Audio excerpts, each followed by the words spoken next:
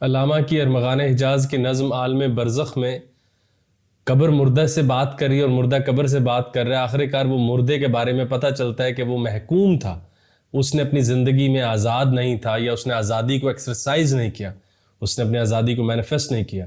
یہاں محکوم سے مراد وہ غلام نہیں ہے جو مطلب کہ لیبر یا کوئی وہ سلیوری اس طرح کی. محکوم سے مراد یہ ہے کہ تم نے آزاد بندوں کے احوال ہی اپنی زندگی میں نہ اتارے.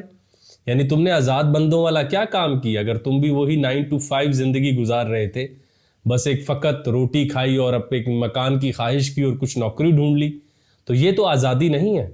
تو اگر تم اس میں قید تھے اور تم نئے منظر روز اپنے اندر نہیں دیکھتے تھے، اور سورج پہلے تمہارے اندر طلوع نہ ہوتا تھا، کائنات زیادہ تمہارے انفس میں آباد نہیں تھی، تمہارا باطن تمہارے ظاہر سے زیادہ مضبوط نہیں تھا، اور دنیا کے جو ظالم اور جابر ہیں وہ تمہاری موجودگی سے گھبراتے نہیں تھے، مگر وہ اور ہنستے تھے کہ یار یہ ہمارے اوپر ہمارے خلاف کھڑا ہوگا. اور اگر تم ایسے مظلوم و محکوم تھے، اس کو ہم غلام یہاں پر کہہ رہے ہیں. تو وہاں پر جب قبر میں وہ اس غلام کی، اس محکوم کی، اس آدمی کی جس نے آزادانہ طور پر اس کائنات میں علم کو، تخلیق کو اولین ترجیح نہیں بنایا، تو جب اس کی لاش کو قبر میں اتارا جا رہا ہے تو قبر نے آگے سے کہا الحذر الحذر، محکوم کی میت سے 100 بار الحذر.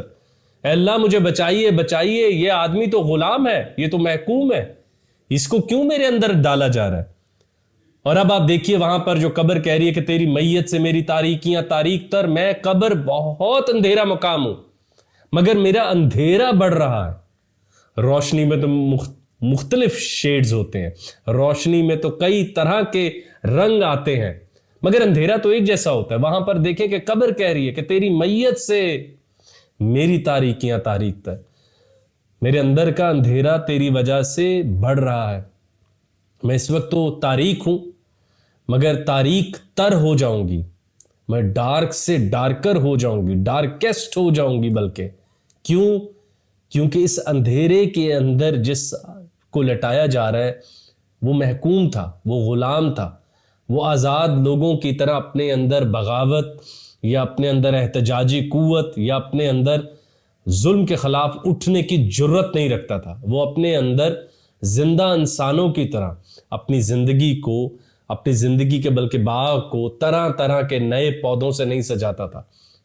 وہ کائنات کے طے شدہ خیالات، کائنات کے طے شدہ سسٹمز، کائنات میں معاشی نظام کیسے چل رہا ہے، سیاسی نظام کیسے چل رہا ہے، ان سب میں جو باتیں طے ہو چکی ہیں ان کو پڑھ کر محفوظ کر لیتا تھا ذہن میں اور خوش تھا. اس کے اندر کوئی نئی آواز جنم نہیں لیتی تھی، اس کے اندر کوئی نیا منظر نہیں تھا. تو وہاں پہ کہہ رہی ہے قبر تیری میت سے میری تاریکیاں تاریک تر، تیری میت سے زمیں کا پردہ ناموس چاک. میری زمیں کی وہ جو کیا کہیں گے عزت ہے وہ اب تار تار ہو رہی ہے. کیوں؟ کیونکہ تو آ رہا ہے. تیری میت سے زمیں کا پردہ ناموس چاک. مطلب کہ آپ دیکھیں کہ ایک نیا ہی اقبال نے فنومنا دیا کہ زمیں کی عزت کم ہو رہی ہے. کیوں؟ کیونکہ زمیں بھی مٹی کے معنوں میں استعمال ہوتی ہے، وہ بھی مٹی کے معنوں میں. زمیں کہہ رہی ہے چل میں تو مردہ تھی، تو میرے اندر سے پھوٹا ہوا ایک لیونگ کانشیس فارم تھا، تو میرے اندر سے پھوٹا ہوا ایک سبجیکٹ بینگ تھا، تو میرے اندر سے پھوٹا ہوا ایک آدمی تھا جس کے بارے میں کہا جا سکتا تھا کہ ہاتھ ہے اللہ کا بندہ مومن کا ہاتھ. مگر جب تیرے بارے میں کہا بھی گیا کہ ہاتھ ہے اللہ کا بندہ مومن کا ہاتھ، پھر بھی تو نے اس ہاتھ میں بس وہ کھاتے کاٹنے کے لیے قلم پکڑا یا دکانوں کے تالے لگائے اور اس میں بھی کوئی بڑا کام نہ کیا، اور بس ایک مخصوص قسم کی زندگی جی. سوچا ہی نہیں کہ کیا میں نے اللہ کو دریافت کیا، کیا خود کو دریافت کیا، کیا کائنات کے مادے کو میں نے مانی دیے، اور تم کمفرٹیبلی جانے کے لیے تیار ہو. تیری میت سے زمیں کا پردہ ناموس چاک. تیری وجہ سے زمیں کی جو وہ عزت کی چادر ہے اس پر داغ آ رہے ہیں. کیوں؟ کیونکہ تیرے ہاتھوں پر کوئی داغ نہیں ہے. اگر اس دنیا میں کسی ظالم کو روکتے ہوئے، کوئی نیا کام کرتے ہوئے، کوئی نئی ایجاد کرتے ہوئے تیرے ہاتھوں پہ داغ ہوتے تو آج مجھ پر داغ نہ لگتے. اگر تو وہ ایک مصنوعی معنوں میں بزدل شریفوں کی طرح زندگی گزار کے چلا گیا. اور وہاں پہ پھر وہ کہہ رہی ہے نا قبر کہ تیری میت سے میری تاریکیاں تاریک تر، تیری وجہ سے میرے اندھیرے بڑھ جائیں گے.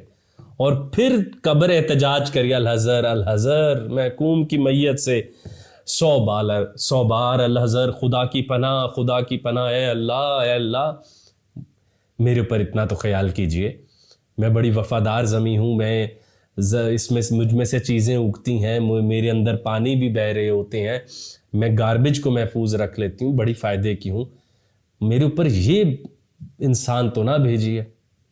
الحذر محکوم کی میت سے 100 بار الحذر، اے اسرافیل، اے خدائے کائنات، اے جان پاک، خدا را میری مٹی کو، میری زمین کو ان محکوموں سے بچا لیجئے جن کو زندہ ہونے کا موقع دیا گیا لیکن انہوں نے مردہ کی طرح زندگی گزاری۔ جو زندہ ہو کے مردہ تھا، سوچیں مردہ ہو کے کتنا بدتر ہوگا، اس کو میرے سپرد نہ کیجیے۔